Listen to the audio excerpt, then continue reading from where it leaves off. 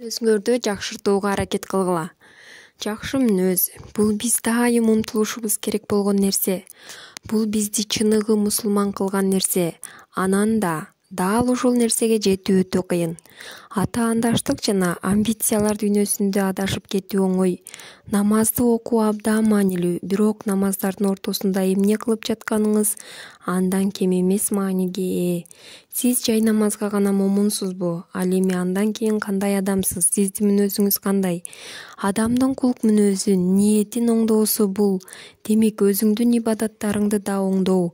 Анткени Алланын элчиси, ага Алланын салам дубалары болсун, минтип айтты: кыямат күнүндө пенденин амалдарынын таразасында жакшы мүнөздөн өткөн оор нерсе жок.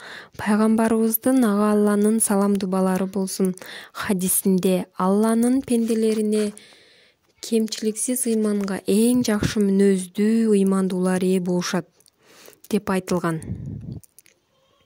Кыямат күнү мага эң жакыныңар, эң жакшы кулк мүнөздөгүлөрүңөр. Ошондой эле Алланын элчиси, ага Алланын салам дубалары болсун, мынтип айтты: адамдарды бейишке киргизген эң чоң нерсе бул такыбалык жана жакшы мүнөз. Мүнөзүн жакшырткан адамга бейиштин эң жакшы жеринен үй алууга кепилдик берем. Бул баарыбыз үчүн ачык айкын көрсөтмө. Бул биз анын үстүнөн ар бир күнү, ар бир саатта, ал тургай ар бир мүнөттө иштешибиз керек болгон нерсе. Анткени жакшы мүнөзгө ээ болууга умтулуу, жараткандын ыраазычылыгын алуу үчүн чыныгы калуу.